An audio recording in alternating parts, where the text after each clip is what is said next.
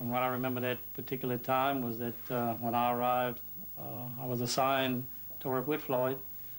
And shortly afterwards, we had apprehended Simmons. We brought him in. And then we set up the lineup. And he was identified.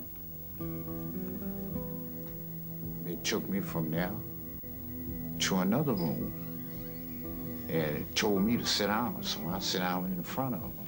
Had one officer sitting behind the desk, the other one was standing by me. Robin and I were both sitting behind the desk.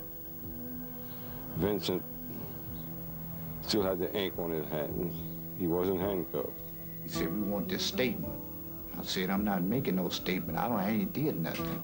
And all of a sudden, he jumped me and put my head between my legs. He grabbed me, you know, and I was trying to hold on to him so, you know, stop him from beating me. I heard the scuffle.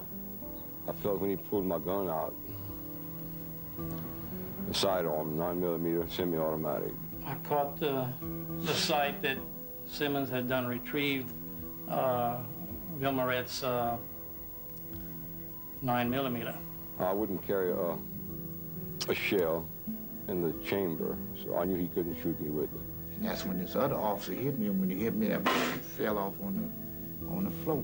When I raised my head, he had the gun right in my face, pulling the trigger where I thought he'd bend the trigger. He was pulling so hard. As I was coming up off of my chair, I was retrieving my gun. First thing I did was shove him against the hall door. I had my elbow up his throat. And that's when the other officer hollered to him and told him to move. Simmons was running backwards with the gun, pointing it at me. That's when my chest went to burning. That's when I heard the shot. I've thought of it over my mind many times, and he was saying, you're not going to take me alive. And I fired. I fired a single shot. I heard all kind of footsteps. That's all I could hear, footsteps coming in. Call the DA, call the doctor. We had to shoot him just like that. And I said, God, I said, don't let me go out like this.